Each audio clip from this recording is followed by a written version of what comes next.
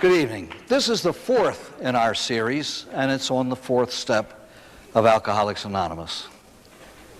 It kind of gets really serious now because the looks and the thoughts turn inward.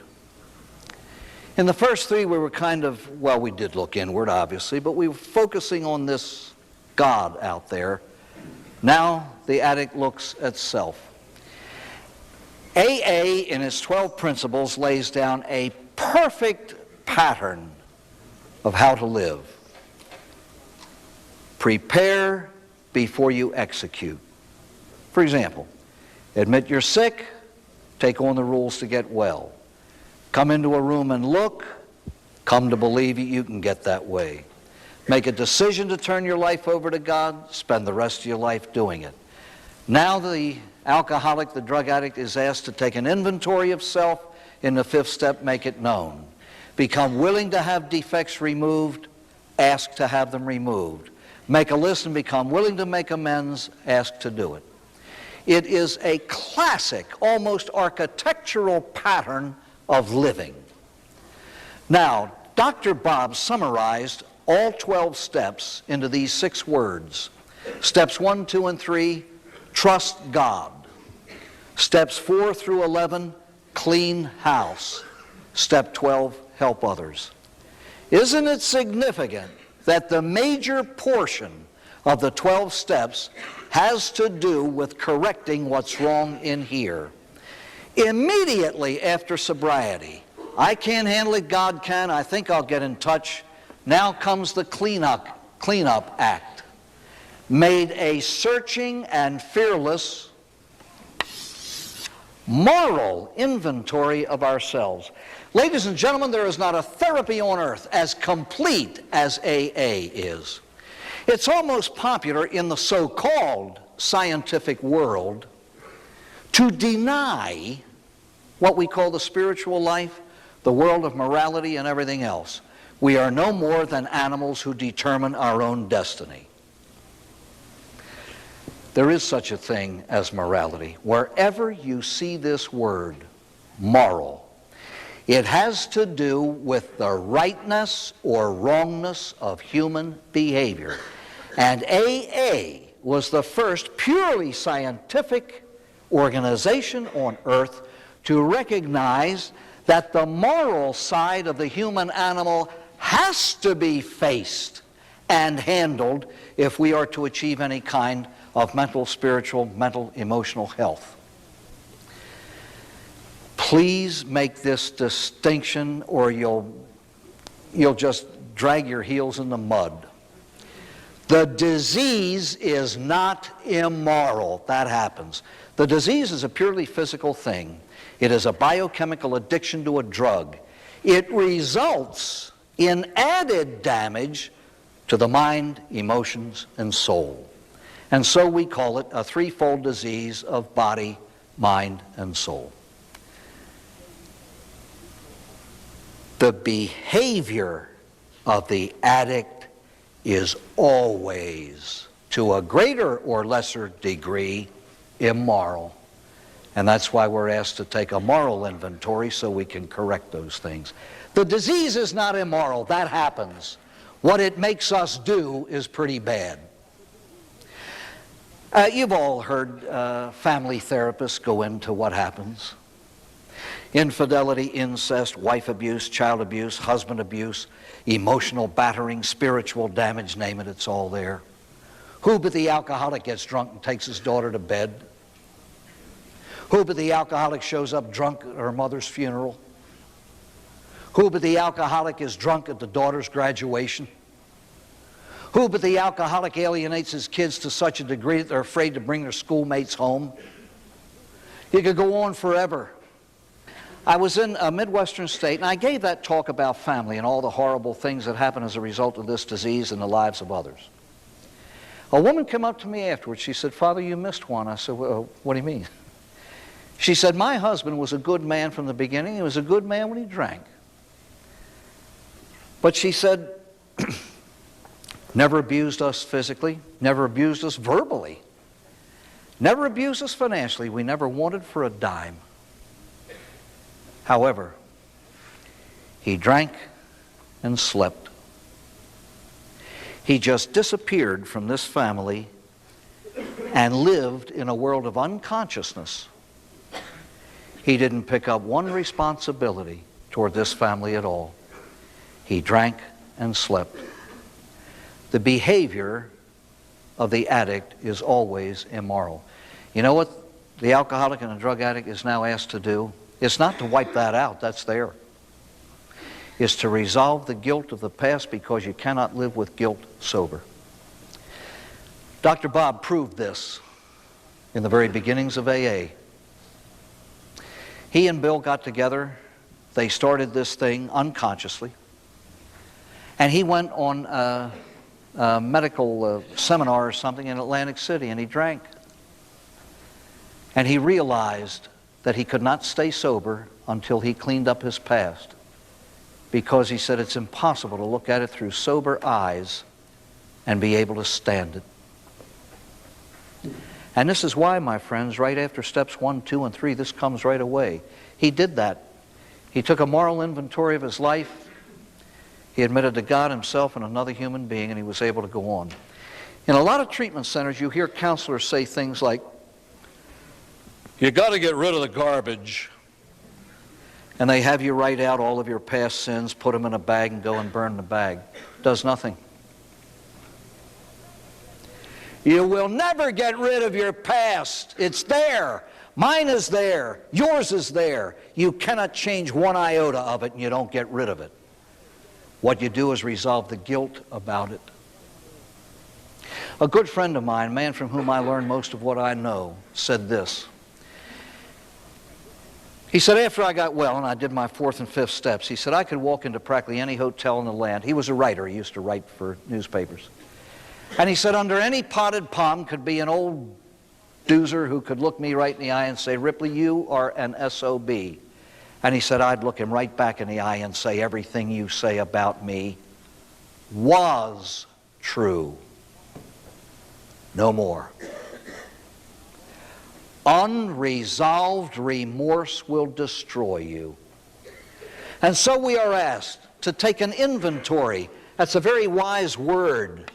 You know what we're asked to do? We're asked to try to find out what this is, this I that I've spoken about all my life.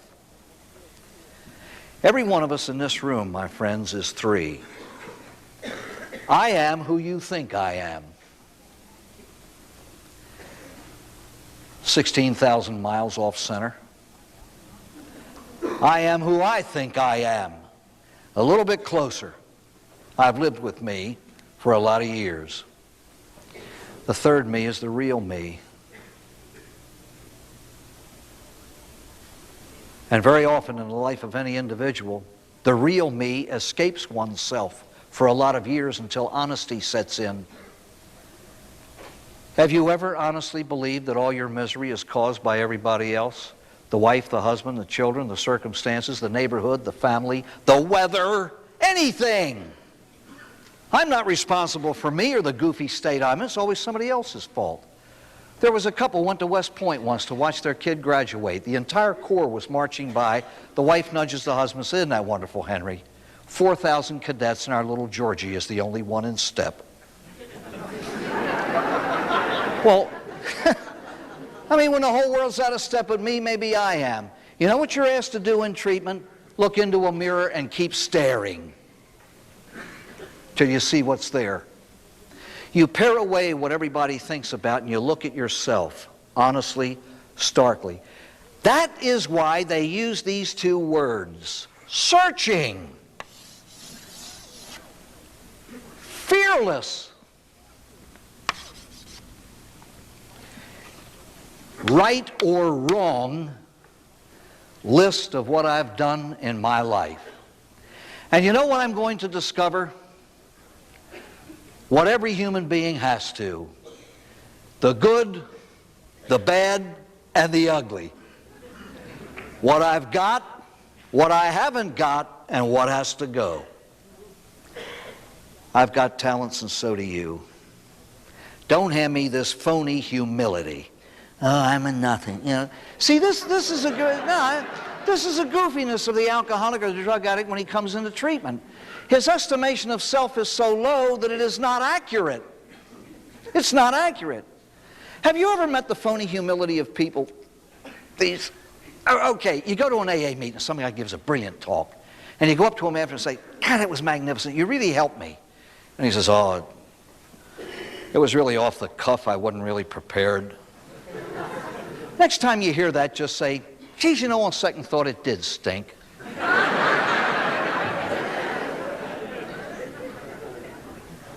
You want to find out if somebody's on it. You know what really kills me? You get one of these absolutely luscious, beautiful young starlets appears on the Johnny Carson show. Oh, I've always been an ugly duckling. My left side's my bad one, you know. That's as phony as it can get. The next time you hear someone knocking himself, agree. Just agree. Did you ever go to a party, you want to sing songs, and there's a piano player there, and you say, hey, would you mind playing for us? Oh, I don't play very well. Just say, excuse me, I thought you did, and walk away. Seriously, you'll find out that there's a whole lot of phoniness in the world. Ladies and gentlemen, humility is not a denial of truth, it is stark truth. God grant me the serenity to accept every gift and talent that He has given me. The courage to accept it and want to use it as it ought to be used, and the wisdom to know how. I've got plenty of talents, and so do you. Did it ever occur to you that maybe you were handpicked for sobriety because there's something in you God wants to use? To deny what God has given you is to insult Him. It's almost to spit in His face and say, no, you didn't. There are a lot of things I don't have. Have you ever found no talent people that, a person that thinks he can sing and can't? There's a fella, a friend of mine, he said whenever he got drunk, he sang. He thought he was a world's gift to the operatic world. On one of his last drunks, somebody taped him and played it to him the next day, and he left for Tahiti.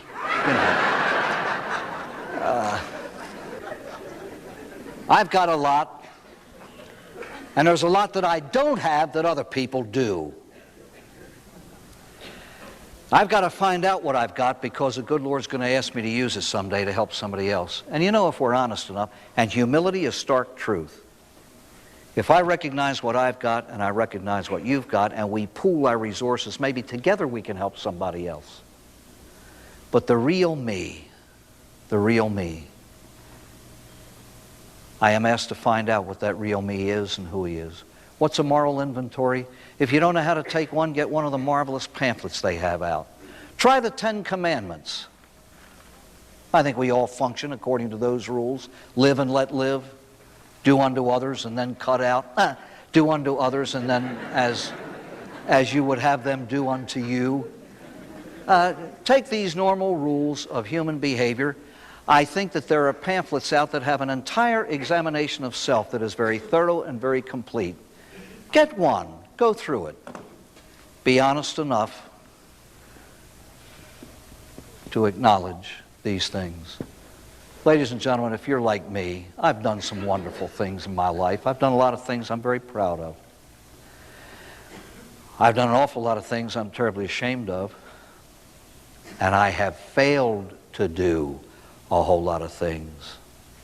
All I'm asked to do is to list them so that somewhere along the line I can find the real me. There was on Sunday afternoon, they used to have something about the National Football League, and it was like an hour to a half hour before the games.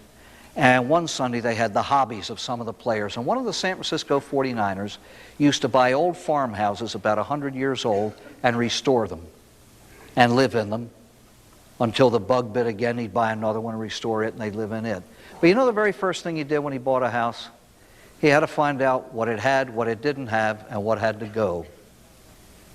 And he found out what it had: a few good timbers, a good chimney. It didn't have, let's say, a solarium or a sun deck or whatever. And he found out all the rotten things that had to go. And when he cleared that out, he could then begin to rebuild. And I think that a lot of you have come into treatment. There's a lot of damage there. There's a lot of good there. Let's find out what it is that we have to build on and do the building. But please remember, it takes great courage to do this step, and we get the strength to do anything from a power greater than ourselves. All we have to do is cooperate with it. Thank you and good night.